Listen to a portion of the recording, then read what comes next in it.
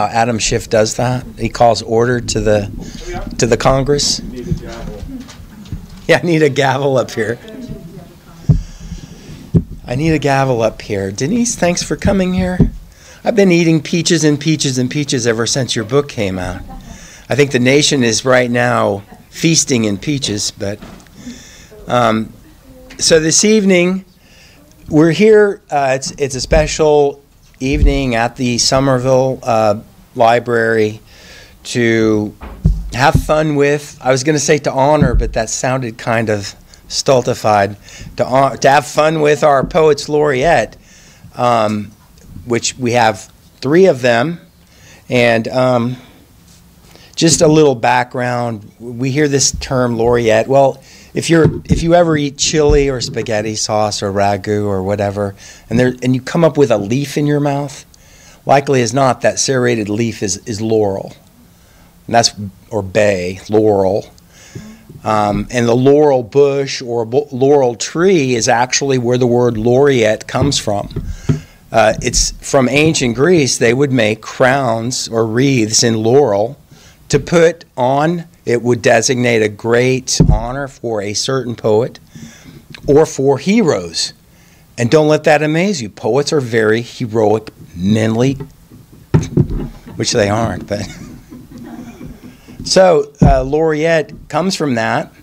And the guy that you might remember, Francis Petrarch, during the Renaissance, at the beginning of the Renaissance, it was actually a person a little before him, Albertino Mussato.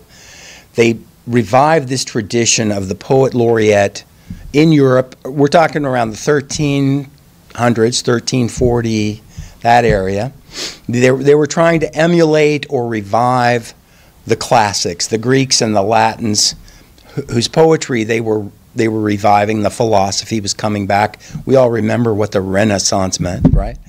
And so they weren't certain about how it went, but that was the birth of the poet laureate. It became official with the Renaissance and ever since. So in the United States, the Library of Congress appointed a consultant in poetry to the Library of Congress in 1937 to 1984, and in 1985 they changed that title to the Poet Laureate Consultant in Poetry to the Library of Congress, and thus America brought the tradition here.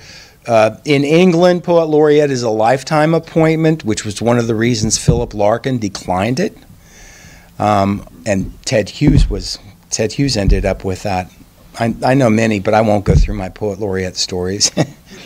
Anyway, and then so today most states and many local communities, towns, and cities have created Poet Laureate positions. And the term has come to signify recognition for preeminence or superlative achievement. And I think that is very true for our 3 poets tonight. They are preeminent.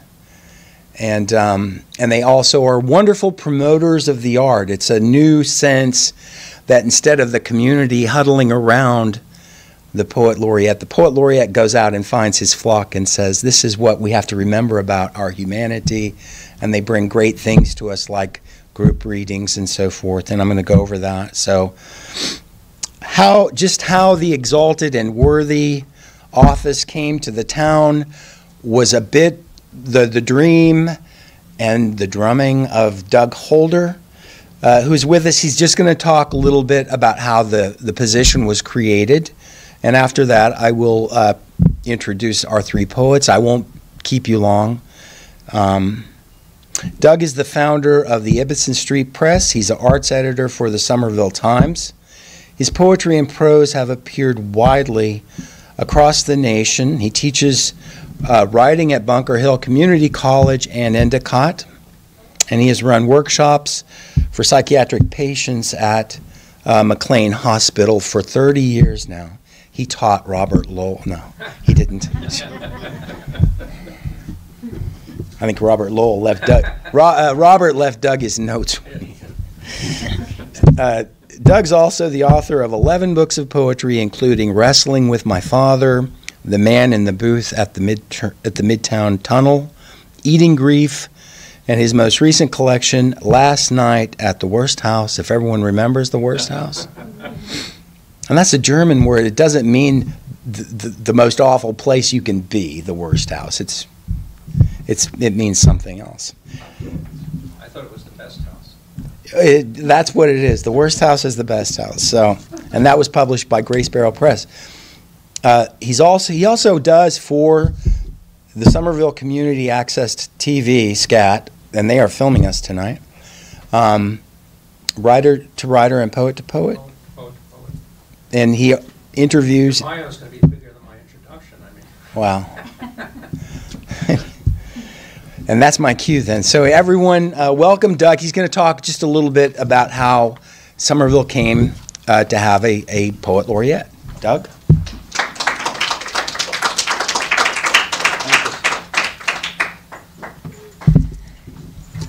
Let's see here. Well, so I'll be brief, but I will tell you that for years I was advocating for a Poet Laureate. I wrote a column in my column in the Somerville Times about how this would be a truly great thing for Somerville. Somerville is, as we all know, a city of writers, right? There's many. I remember at one point, well, I have Bert Stern, who's a fine poet, lives right across from me, and then Aphel Weaver lived right down the block, and Joe Torra lives right down the block, and Gloria Mindock lives. So it's, you know, you can't help but bumping into a poet or writer in Somerville. And Somerville has a certain sensibility like no other city that I've lived in, and one poet summed it up when he told me in Medford, when you see a guy on the street with a camera, you figure he's with an insurance company. In Somerville, well, he's an artist or a photographer.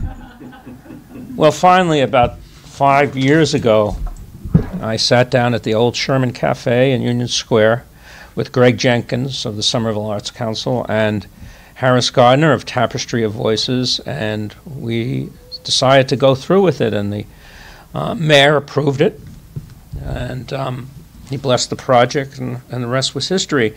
Our first Poet Laureate was Nicole Terez Dutton. She was great, and she sort of, you know, broke the new ground. And our second was Gloria Mindock, a longtime Somerville presence in the literary and theater scene. And of course, Lloyd Schwartz, everyone knows, Pulitzer Prize-winning music critic, poet, teacher. So all these are great poets that we had, and also very community-minded people. You know, you could be a great poet, but be a real, you know, pain in the tuchus, you know. But these people are, you know, these people are very community-minded, and they connect with the people. So this is what I envisioned years ago, and I was so glad this was birthed and has continued to bloom. Thank you. Thanks, Doug. Paper. There you go. This paper? Yes. Yeah, I was out of Oh, my girl and Corey. Thanks, Doug. And so that's how that came to be. And Doug's a great promoter of poetry in the area. So without tarrying too long, Nicole Terez Dutton is our first poet. She served as Somerville's inaugural Poet Laureate.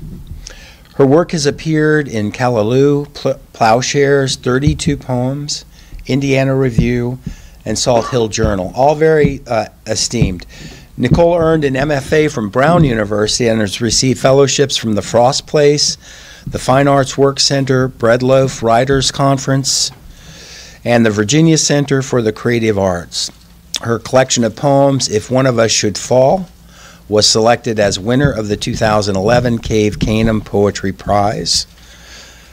About that collection, Patricia Smith wrote a very inspired comment. This fierce and formidable poetry debut throbs with restless beauty and a lyrical undercurrent that is both empowered and unpredictable. And I believe Major Jackson also noted Nicole's, he said, all art song with a velocity of seeing that delights any reader's yearning for a new experience with language. So she keeps the reader on her toes on his toes where we need to be. Everyone, please welcome our Poet Laureate from 2015-2016, Nicole Terez Dutton. Thank you. Thanks for gathering us all here. And again, thank you, Doug Holder, for making this happen and making this position, and for Somerville being the kind of place that's going to celebrate poetry and hold it special. That doesn't happen everywhere, you know.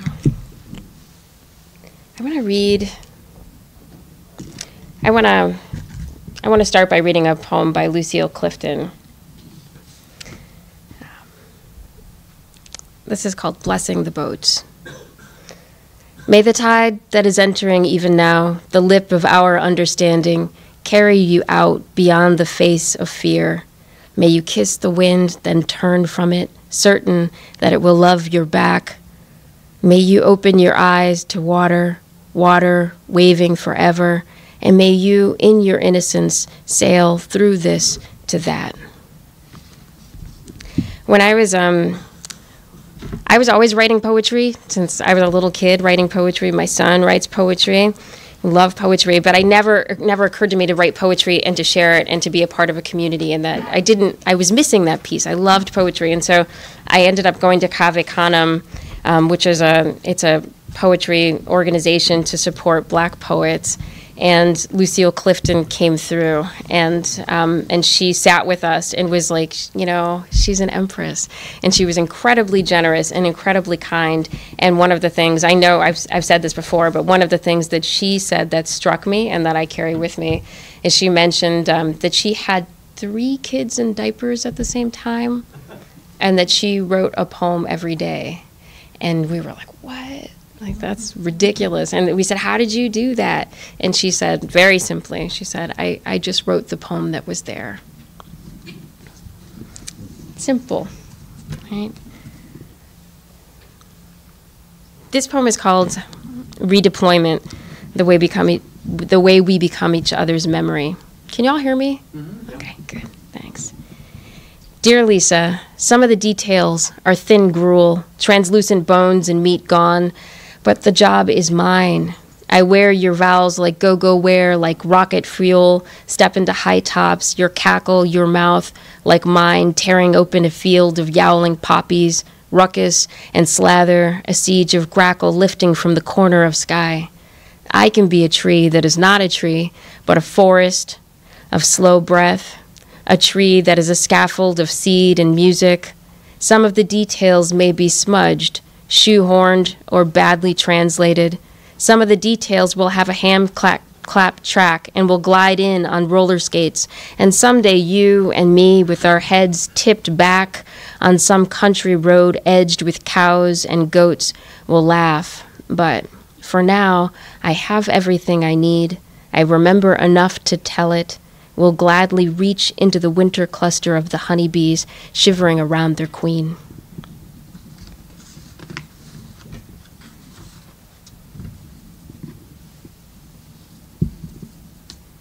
I'm from Cleveland, but I have a fondness for all of the Rust Belt cities.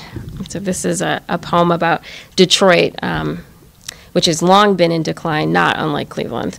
But I read that in Detroit there is there's so little infrastructure in some places that there's a situation where there's just dogs, like feral dogs, all around, and darkened streets that are sort of untended to. And this is a bit of a news item that I heard that I have transposed into a poem. Detroit in the year of cicadas. I am a name with small hands, just a notion moving past the picture windows, mostly silent, and the clouds within the bones of my chest crumble a little more each day. Since they cut the electric, the streets crowd with starved dogs. We stay inside, boil rainwater gathered in mixing bowls on the sill for soup, turnip or parsnip, kale, anything that can root and survive. The police don't come, won't come. So when I hear her cry out, I enter her house through the side. He wants money, jewelry, some silver dollars holed up in a shoebox or wrapped in a velvet pouch beneath the floorboards. whatever he thinks silly old women like us keep in our dark bread boxes and unheated homes. I stand just beyond the sweat of him, the itch half hidden beneath his dungarees. No one pays attention to reliable, ordinary things, the well-oiled door, the cast iron skillet on the stove heavy enough for most purposes. When I bring it down against his head, he crumples like a marionette. Outside, the sky is the color of pears. Restless dogs shift on whittled limbs, and my voice, like the cicadas whose hard black bodies will for weeks rain from the trees, is suddenly everywhere. It stuns itself against the wainscoting, the wooden spoons, urgent and unsatisfied, touching everything it can.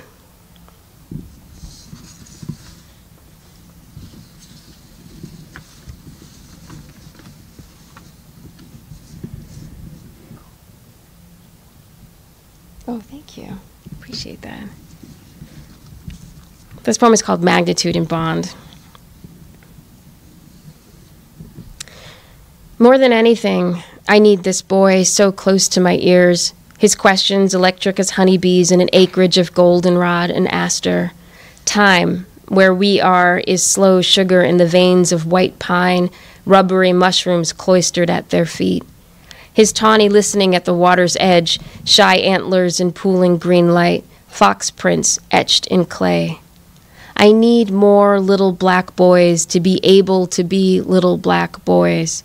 Whole saltwater galaxies in cotton and loudness, not fixed, in stunned suspension, episodes on hot asphalt, waiting in the dazzling absence of apology. I need this kid to stay mighty and coltish, thundering alongside other black kids, the wrestle and whoop, the brightness of it. I need for the world to bear it. And until it will, may the trees kneel closer while we sit together in mineral hush. May the nearness grow roots and canopy, hold us soft as tender shoots against a windy distance. May the boy whose dark eyes are an echo of my father's dark eyes reach with cupped hands into the braided current. The boy, restless and lanky, the boy who has memorized the beetle's lacquered armor, each furrowed seed, this delicate thread of water for the attention he pours into each heartbeat. The boy who once told me the world gives you second chances. This boy tugging my arm, saying, look, saying, now.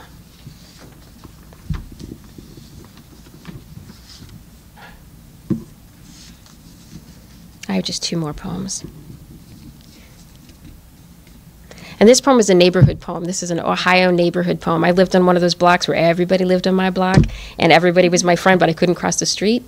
So you knew everybody and all of their business, and so this was a lot of the music and the noise and the laughter that happened in Shaker Heights, Ohio, where I lived. And these are all like supposed to be little vignettes, so they're a little bit all over the page. This is just a map of the neighborhood right here. Pooled streetlights, voices, those bodies celestially leaned into shadows more than background. Canvas after midnight burns. Music tagged original calligraphy, scarred floorboards of your heart. Distance, time, the velocity of outgrown sneakers. Dredge our trove collective, spin it round the block. Good times, ours, was, fly-papered and sugar-daddied, Polaroids, hot clam fritters, milk teeth for money, and dirt bike jumping off. Our requisite grandmother visit, plastic-covered couch, and Last Supper velvet wall hangings, limited edition, installment-planned commemorative plates. Holler at your boys, perfect as they are, hours before voices repel into bass and girls and the standard issue goodbye. Holler at your girls, jump ropes and a cornucopia of braids, whole technicolor galaxies of plastic beads orbiting their faces, every cocoa-buttered gaze, opening like flowers. A Sunday people's pressed pants worn past into shine, overrun church shoes and laughing in the vestibule or picnic, corn in their teeth and a cob for you. report that bad behavior to mama, materialize at critical crosswalks, stare you down, chill, oceanic, what you doing? Roomy-eyed gods of fierce love. Dig then, all the Bonnie Bell lip-smacker cherry sidewinding, now and later's board and arrows, cuffed jeans, and the trophy snap, you in a too big hand-me-down terry cloth short set, grinning, your best friend identically posed, squinting down the barrel of the lens, sore, mouthwise, from laughing and all day long tag and double daring, and no duh. It was a well-earned moniker, Speedy, Shank, Bug, Twizzler, Wicks, Baby Gabs. So come on, wash your hands and fix yourself a plate. It's yours.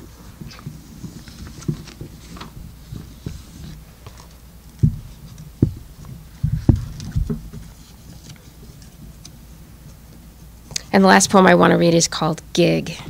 And this is a true story.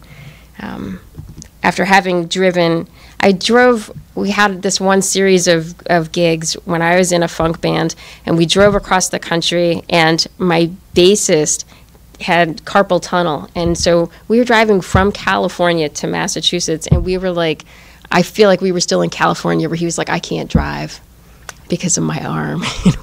We're far from home. But then we ended up going to a town where an ex-girlfriend of his was. And then he was like, I can drive, I'm going to drive. I'm going to drive up to her house because we're going to go say hello and everything. So he drove that part. And then we got there and we didn't really know the situation. And she answered the door and her partner was there and everything. And it was a little bit of an embarrassment. So I've taken this situation and, again, transposed it into, my poem's needs. Gig. Their lives are better without you. Look at the moon faces and raised champagne glasses in this photograph, the dismantled flowers on the church steps. He married last week, and the girl, when you meet her, is well-ironed, kind. Good thing Austin is just one in a string of occasional places, and you, a girl with a Stratocaster growling mud and chrome into microphones, you can't stick around long. After the set, you will all be a litany of vectored facts, talking a scalloped edge around the sweet tea, 6 eyes parsing the differences between then and now, more creased, more safe, more of each of you. What is there to speak? You are alive within the memory of your own skin. You will be whatever creation you choose for the onstage hour, eyes moldering or not, heart lurching or not. Tomorrow is another town with contracts and cheese danishes. But tonight, play them a broom jump. Call it. Wear out. Be new. Thank you.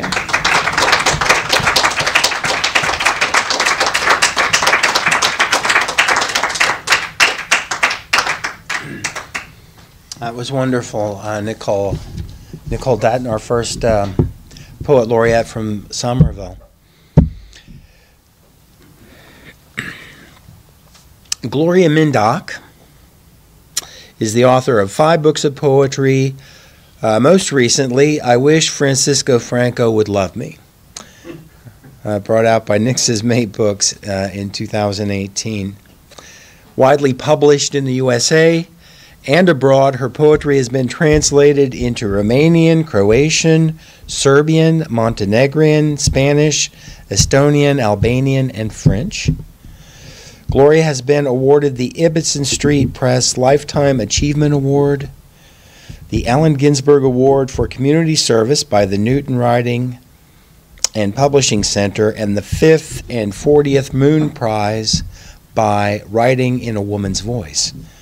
She was the Poet Laureate in Somerville, 2017 to 2018.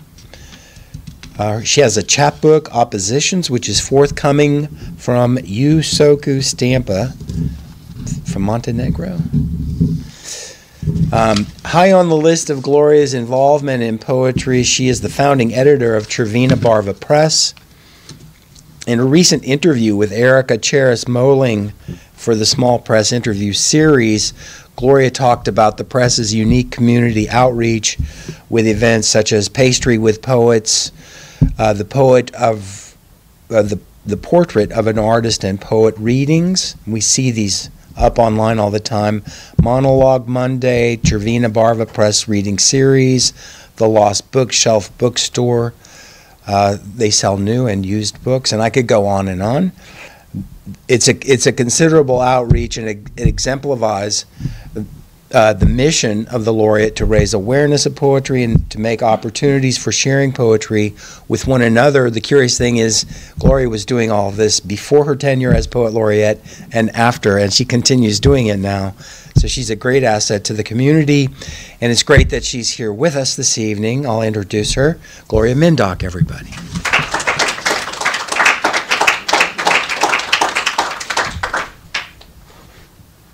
Thank you, Michael, for the introduction, and Doug.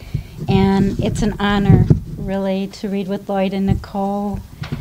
And I just want to say being Poet Laureate was so wonderful, and I met so many wonderful people in the community, so I will always carry that here. So I think that we all have travel stories. Lloyd just shared one with me about being stuck on the plane in Paris. And so this is my poem to the travel problems. And I have to tell you, it's not a very nice poem. It's called Exiled. What does it all mean, sitting at the bus station? People hurry, rudely pushing anyone they can out of the way, all for the moment added to get someplace quicker. Why doesn't the ground just open, swallow them up, clench its dirty mouth on their skin, biting their eyes out of their sockets? It's the same way at the airport. Luggage knocks you over, people impatient, griping to anyone who will listen. Why doesn't the baggage carrier take them for a never-ending ride until their voice gets weak and they can't speak? Another place, the train station. No one wants to share a seat. Amtrak for the selfish. Why not put smelly, drunken people who'd never shut up next to them, taking up most of the seat, pushing them over by the window? Breath that is rusted, breathing into their face for eternity. This punishment is needed. Exile them face down into a pile of cockroaches. Maybe then they'll learn to put their palms over their mouth. Watch their skin flush out from the sewer. You could tell I was in the mood at that after that one. This was part of a project, the We Are You project, and what it is, artists, painters, and poets bring awareness of the Latinos and Latinas, awareness of them coming here and the trouble that they go through, learning our language and adjusting to the culture. This is called Pieces. Her head full of stabbing pain, stress. Maria walked against time and felt doom in this new city. People rushing with eyes downward. No one noticed her or that she was lost. On the bus, the people were speaking, and she didn't understand.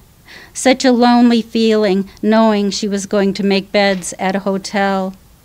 Maria felt like she was falling into hell, just a nobody in a sphere, surrounded by objects, breaking, sharp and cutting.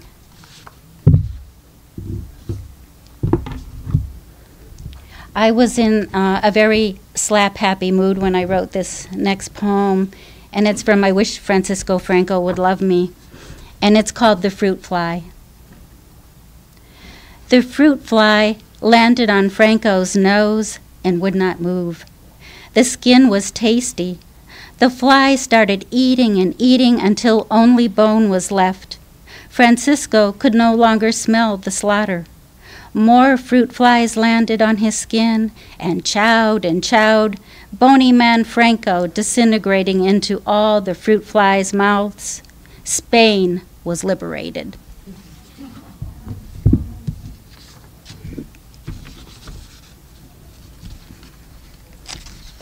Crow. Every summer, days last longer, making more killing easier. The crows cry.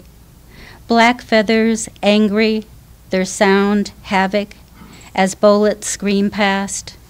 Sick of this, I long for winter snow, burying the dead in ice a little longer, avoiding stench. There are weeping marches by the people that tumble the bodies over, frozen, transforming hospitals into vineyards to greet grief in a bottle. The birds stroll quickly, grabbing a worm before disappearing. Weapons show in the faces, eyes dark with murder, turn away. Gather yourself. Bullets are flying on this hot day, forcing skin to connect, tricking the bodies into ashes. Doesn't matter what country you are in, run from the dead who sleep to live. This is a new poem, and it's called Soldier. Flashes in the mountain, green with white, soon red, throat burning, thirst only a thought in this circled earth. The gunner shoots with a pumping force, a new reality hugging his heart. No time for weeping, no time for worry, no time for dying, no time for, no time, no. And another new one called Deeply. Helmet, dark eyes, dirty face, firing, fierce bullets, hitting too much skin. Landscape, buildings flat, sky gray, home is doomed. Bleeding war into the earth, hands remember, mind searches, silence hurts, ventures into loss. Past is now, footsteps red. The world sleeps, rest is tired. Sorrow heavy, sadness marches into some splendor only imagined. I am currently working on a manuscript called Ash, and everybody always tells me their problems when I'm out in the public. Doesn't matter where I am. I've heard so many bad relationship stories I can't even begin to tell you. And I worked for almost 40 years in addictions as a clinical director and case manager, and happily retired. And I expected it from clients, but not the public, and it continues. So I am writing a manuscript about all these wonderful things they tell me. And I decided to take it a little step further and use like fire station, fire hoses, anything having to do with fire, and that's why it's called Ash. And this is called Burned Beyond Recognition. Eyes of rescue turned out to be false. Who needs rescue? The thought of that makes me quietly go away from the doorway, running from any sonata you could play. The house became ash from the couch burning, the windows shattering, and glass breaking into air. The fireman's foam, water putting the flames out that engulfed us. Long sentences burned my skin. No bandages helped. Wrap the gauze around your tongue. Choke until a different sound comes from your voice, an urgency of edges, sharp as the mirror shards you look into.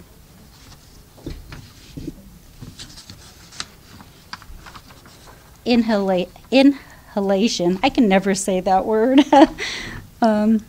You'll see that happen a few times with my reading. Smoke is everywhere. Down on the floor, I crawl. Where is it coming from? To be found out later. Once outside, a fireman helps me, gives me an oxygen mask. Breathe slowly, I'm told. As I lie there in an ambulance, I remember your words. They caused an explosion, this fire. Belongings are smoldering. It was so harsh, even a fire hose could not cool down the remains. All left uncovered, exposed to the elements, frying.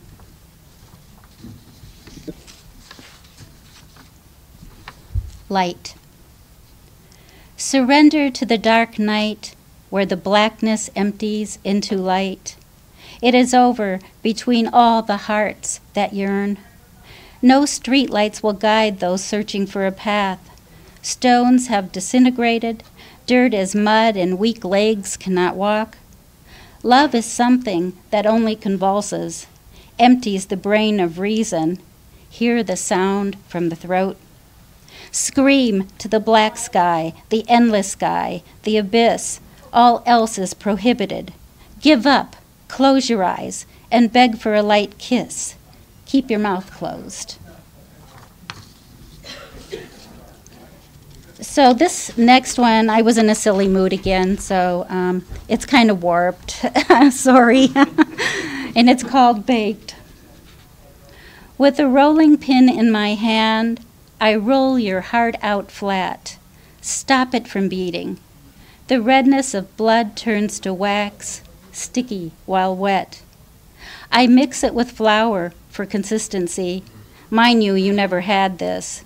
Skin is added for extra flavor. After cutting up a few veins, my creation is ready to bake. Once out of the oven, all crisp, all beautiful, the door is opened and I throw it out for the birds. Peck away, my friends. Eventually, all men get flown. And this next poem, the first 3 sections are true. The 4th section is made up. And the first 3 sections, a client told me these. He's unfortunately dead now, so it's okay to read these, of course. But he had a way of telling things that just would make you double over all the time, and so it's kind of sad. But anyway, this is in honor of him. Excuse me. Plastic. X was only 2 months sober and was telling everyone he had a date. Despite being told to concentrate on his sobriety and not women, he would not listen. The next day, he said they went out for dinner. Afterwards, she invited him to her place for coffee. When they walked into her apartment, there were dolls sitting on the kitchen table, on the couch, in the bedroom, and even on the toilet. Doll eyes watching him, creepy. He left. We all teased him and said he should have kissed a doll. There would be no heart beating. All he would have to do is keep his lips closed. Then there would be no feeling. 2. X was sitting in the car with his date, about ready to go to dinner, when she said, "Wait! I have to wrap my head up in tinfoil. It is important for me to communicate with the aliens." X looked at her in disbelief. He took the tinfoil box from her and wrapped his head up with it, waiting for a miracle. 3. It has been a while since X went out on a date. He sat in the car with her as she smacked her gums and then stuck the chewing gum on the dashboard. Then she dug out her lipstick from her purse.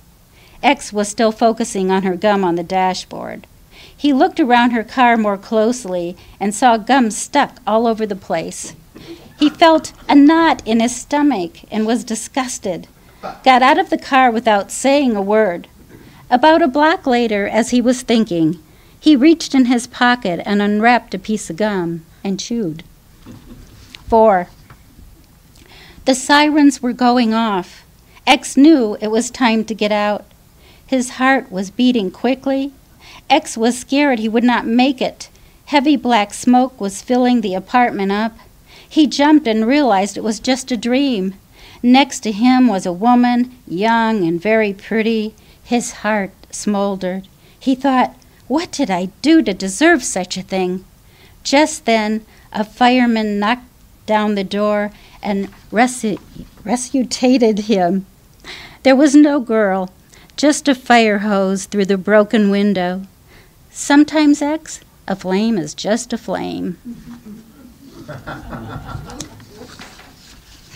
Thanks.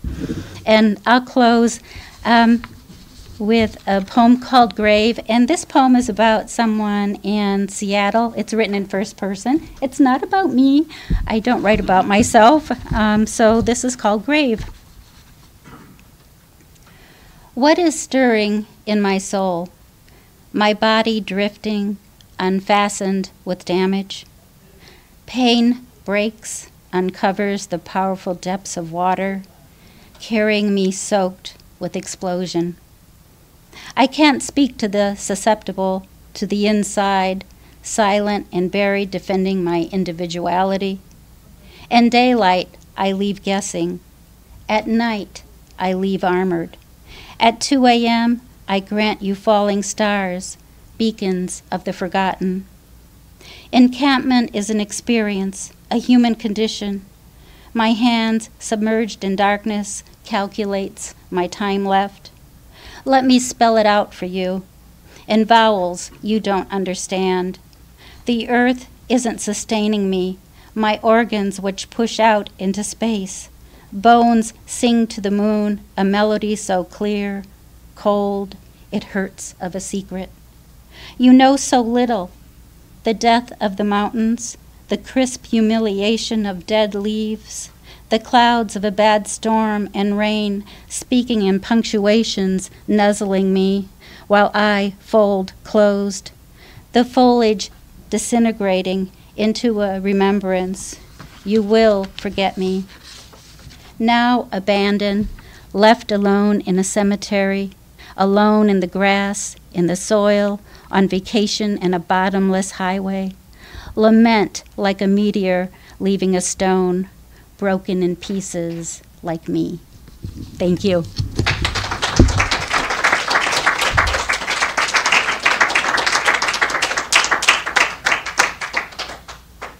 Gloria Mindock, that was great, Gloria. Thanks so much.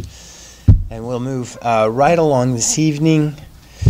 As the past brings us always to the present, our present laureate is Lloyd Schwartz, Somerville's third and current laureate. Lloyd is the Frederick S. Troy Professor of English at the University of Massachusetts, Boston. He's a classical music critic for NPR's Fresh Air and a contributing arts critic for WBUR's The Artery. Among his awards are a Pulitzer Prize and 3 Deems Taylor Awards for his music reviews and fellowships in poetry from the National Endowment for the Arts and Guggenheim Foundation. And so anyone in poetry knows that music means so much, and someone who understands music that well certainly brings a lot to poetry. The most recent of Lloyd's 4 poetry collections is Little Kisses, was issued by the University of Chicago Press. The poems in the book have been described as humane, deeply moving, and curiously hopeful. Little Kisses is distinguished by its unsentimental but heartbreaking tenderness. Pitch-perfect ear for dialogue, formal surprises, and exuberant sense of humor. And that doesn't just sum up Little Kisses. I think it sums up Lloyd's poetry and his poetic voice. He's done a lot in his young tenure as Poet Laureate already in Somerville, and one thing I want to mention is the first Saturday of every month at the West Branch Library. East Branch. Oh, that's East, I'm sorry. The West Branch, go to the West Branch, you won't even find it. It's all closed and torn down.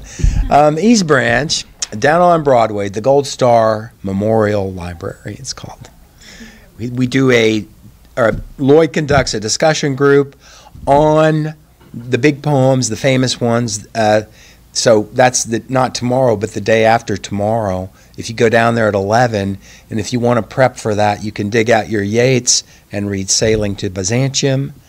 And also, they're going to talk about Keats and Ode to a Nightingale. And that should be wonderful. I was there last month.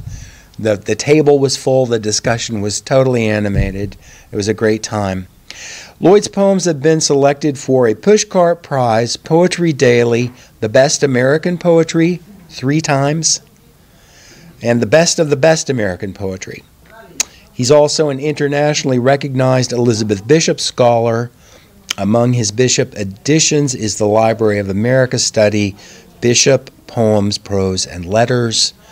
Everyone, please welcome our Poet Laureate, Lloyd Schwartz. you. Thank you. One of the things I've most looked forward to was this event. That there was at some point the three of us could actually be reading together, and I'm so glad that this has happened. And what a pleasure to hear you and then get a chance to read.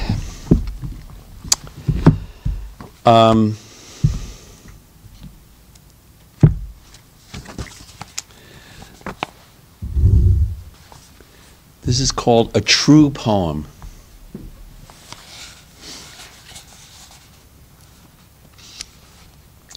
I'm working on a poem that's so true, I can't show it to anyone. I could never show it to anyone, because it says exactly what I think. And what I think scares me. Sometimes it pleases me. And this, usually, it brings misery. And this poem says exactly what I think. What I think of myself, what I think of my friends, what I think about my lover. Exactly. Parts of it might please them.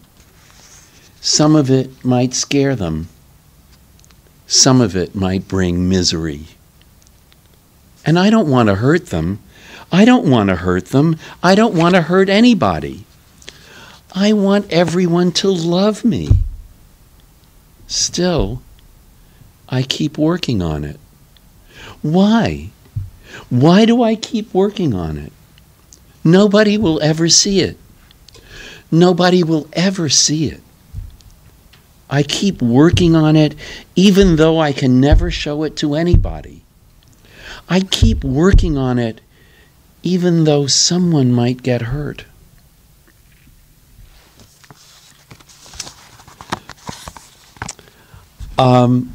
I came to Somerville in 1984, to East Somerville. It's become a much more multicultural and interesting neighborhood than it used to be in 1984. And I wanted to read a poem. I wanted to read a translation of a poem that's a famous poem in Brazil. It was so famous, it was actually the poem itself was actually printed on the Brazilian equivalent of the dollar bill. And on the other side of the bill, there's a picture of the poet leaning over his desk writing the poem. And it's called Friendly Song, and the Brazilian poet, maybe the greatest Brazilian poet of the 20th century, Carlos Drummond de Andrade. And this is Friendly Song. I'm working on a song in which my own mother sees her image. Everyone's mother sees her image. And it speaks. It speaks just like two eyes. I'm traveling along a roadway that winds through many countries. My old friends, if they don't see me, I see them. I see and salute them. I am giving away a secret, like someone who loves or smiles. In the most natural way, two caresses reach each other. My whole life, all of our lives, make up a single diamond. I've learned a few new phrases and to make others better. I'm working on a song that wakes men up and lets children sleep. I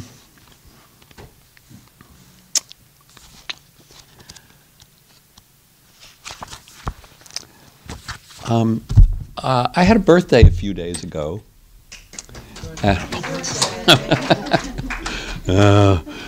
It's better than not having a birthday. And someone, one of the interesting things about Facebook is you become friends with people who you don't know. And one of my Facebook friends, whom I don't know, posted this poem of mine. And people were liking the poem. And I thought this was about, one of the best birthday presents one could have. And one of the people who said she liked the poem was Gloria. So I thought I would read that tonight. Thank you for liking this. At least one person here will like this poem. It's called Nostalgia, the Lake at Night. The black water, lights dotting the entire perimeter, their shaky reflections, the dark tree line, the plapping of water around the pier, creaking boats, the creaking pier, voices in conversation, in discussion, two men, adults, serious inflections, the words themselves just out of reach. A rusty screen door spring, then the door swinging shut. Footsteps on a porch, the scrape of a wooden chair. Footsteps shuffling through sand. Animated, youthful voices, how many? Distinct, disappearing. A sudden guffaw, some giggles. A young girl's sarcastic reply. Someone's assertion, a high-pitched male cackle. Somewhere else, a child laughing. Bug zappers, tires whirring along a pavement, not stopping, receding. Shadows from passing headlights.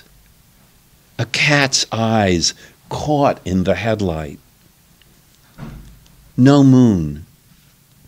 Connect the dot constellations filling the black sky. The ladle of the Big Dipper not quite directly overhead. The radio tower across the lake, signaling. Muffled quacking near the shore. A frog belching. Crickets, cicadas, katydids, etc., their relentless sexual messages. A sudden gust of wind. Branches brushing against each other. Pine, beach. A fiberglass hull tapping against the dock. A sudden chill. The smell of smoke, wood stove fires. A light going out. A dog barking, then more barking from another part of the lake. A burst of quiet laughter. Someone in the distance calling someone too loud. Steps on a creaking porch. A screen door spring, the door banging shut. Another light going out. You must have just undressed for bed. My bare feet on the splintery pier, turning away from the water.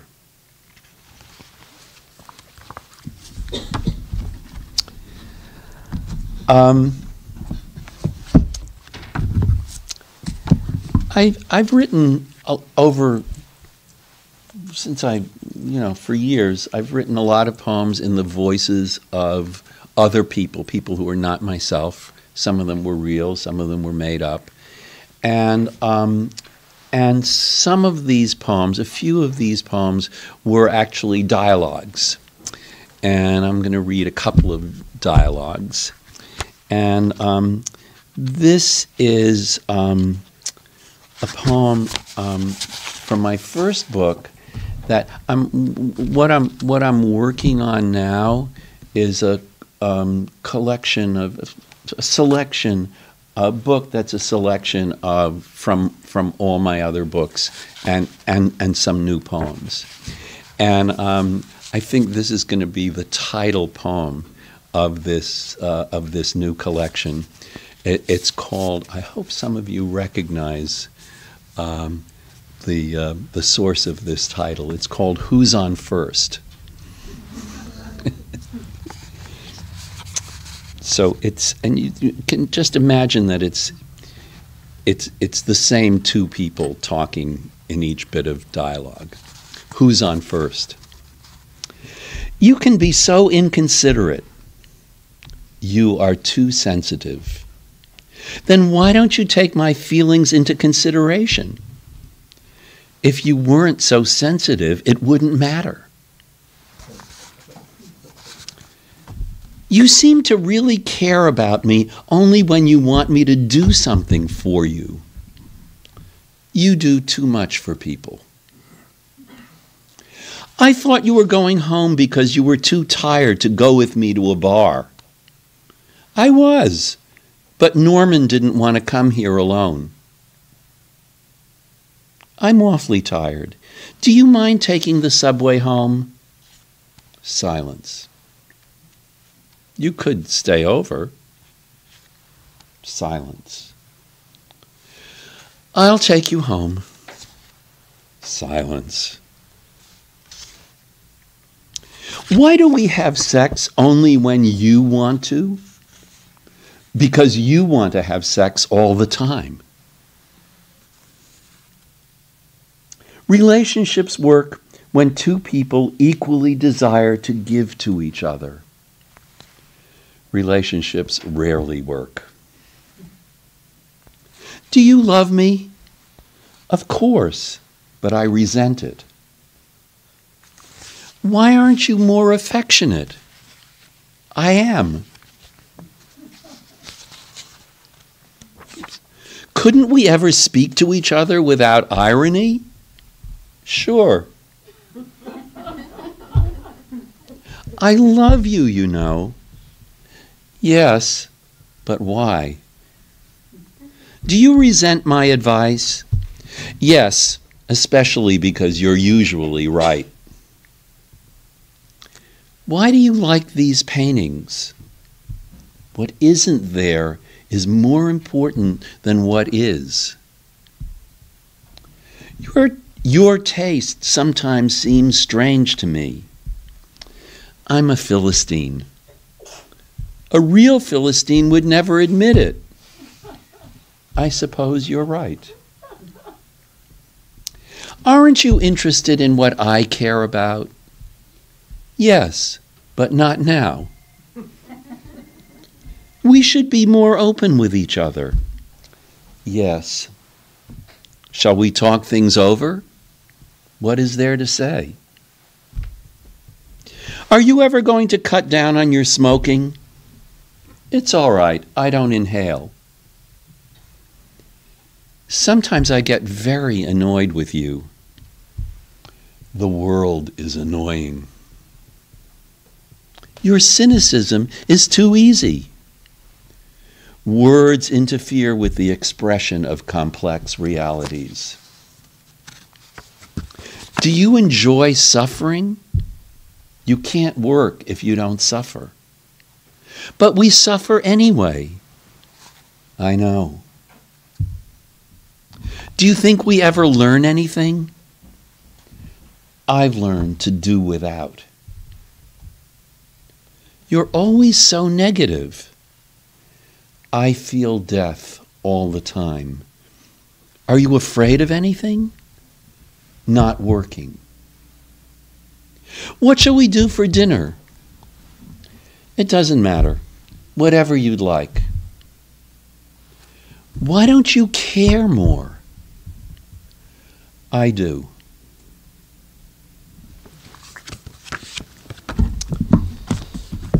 And this is another dialogue. And this is, and the characters in this poem are my mother and me. And it's called, he tells his mother what he's working on.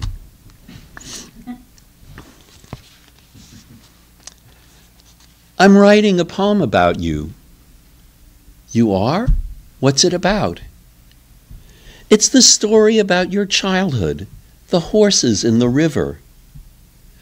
The ones that nearly drowned, I saved them. You told it to me just a few weeks ago. I should dig up more of my memories. I wish you would. Like when I lived on the farm and one of the girls fell down the well? Yes.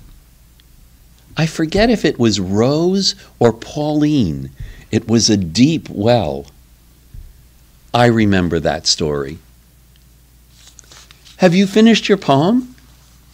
I'm still working on it.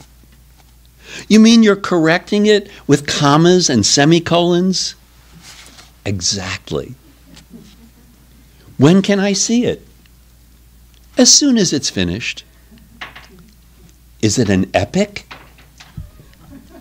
It's not that long. No, I mean all my thoughts, the flashes of what's going through my life, the whole family history, living through the woe, the river and the water. I know. Will it be published? I have to finish it first. It's better to write about real life. That's more important than writing something fanciful. I try to write all my poems about real life.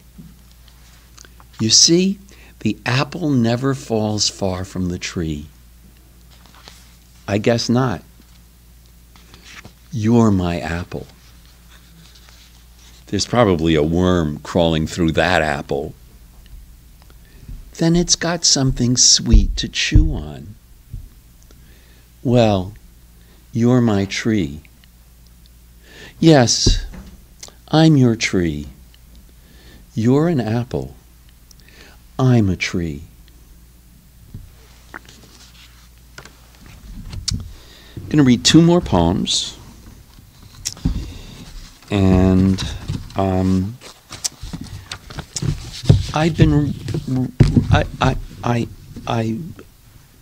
love paintings, art, and if I had to pick a favorite painter, it would probably be Vermeer. I've been writing a bunch of poems recently about paintings that I really love, and this is a painting about maybe Vermeer's most famous painting, The Girl with the Pearl Earring. And a few years ago, the painting is in a museum in The Hague in Holland, but a few years ago it was on loan for a short time to a museum in New York, to the at the Frick Collection. And I spent a lot of time looking at that painting, and this is the poem that sort of came from that experience. It's called Vermeer's Pearl. I used to boast that I never lived in a city without a Vermeer. You do now, a friend pointed out, when the one Vermeer in my city was stolen. It's still missing. The museum displays its empty frame. But there are 8 Vermeers in New York, more than any other city, and not so far away. Sometimes even more. Once, the visiting Vermeer was one of his most beloved paintings. It was even more beautiful than I remembered. A young girl wearing a turban of blue and yellow silk is just turning her face to watch you entering the room. She seems slightly distracted by someone a little off to your right. Maybe someone she knows better than you. Her mouth is slightly open, as if she's just taken a breath and is about to speak. The light falling on her is reflected not only on her large pearl earring, but also in her large, shining eyes. Those are pearls, sings Ariel, of a man drowned in a tempest at sea, that were his eyes.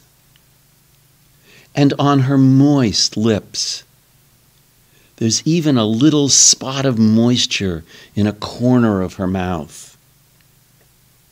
Some art historians think this was not intended to be a portrait, just a study of a figure in an exotic costume. Yet her presence is so palpable. She seems right there in the room with you, radiating unique and individual life. Already in the museum is another Vermeer, in which a woman writing a letter has a similar pearl earring. She's interrupted by her maid handing her a letter. Is it from the person she's just been writing to? And in a nearby museum, there's a painting of a young woman with piercing eyes and another enormous pearl dangling from her ear, a teardrop pearl. She's staring out a window and tuning a lute. Scholars tell us these pearls aren't really pearls.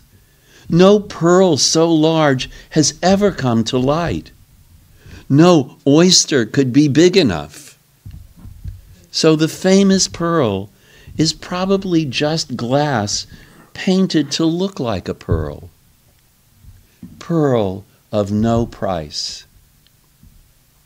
Yet as you look, the illusion of the pearl, the painted pearl, glistening, radiant, fragile, but made real by the light it radiates, becomes before your eyes a metaphor for the girl wearing it.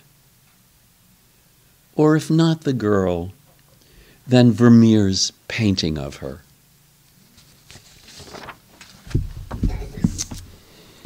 And I want to read one more poem. It's a sestina, which is 39 lines. But this is the shortest sestina. I think it's the shortest sestina ever written. And it's also a dialogue.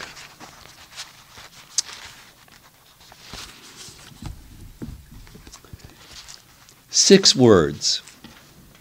I just in case you don't know what a sestina is, it's a poem in which the last word of every line is repeated in six following stanzas in a very specific order, as the last word in each line. It's a kind of mathematical formula. So that's what's sort of behind this poem, the form of this poem. This is 6 words. Yes, no, maybe, sometimes, always, never. Never? Yes. Always? No. Sometimes? Maybe. Maybe never sometimes. Yes. No, always. Always, maybe. No, never, yes. Sometimes, sometimes always yes. Maybe never. No, no, sometimes. Never. Always? Maybe. Yes. Yes. No. Maybe. Sometimes. Always. Never. Thank you.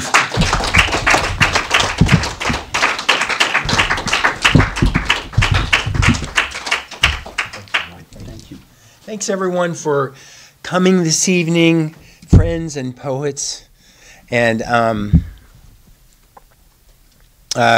thank you to the Somerville Public Library for the space. It's my library. I'm here almost every day. I love it. And if you're not that intimate with it, you should come here more often because it's a really cool place to be. Other than that, I don't know. This is not a series. I don't have another event to announce.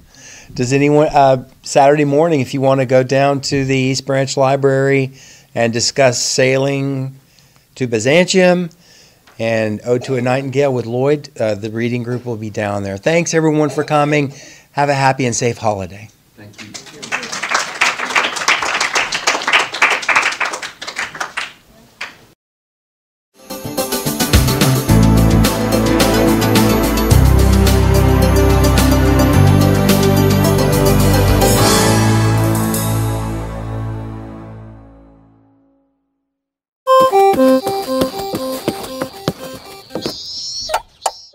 Yeah.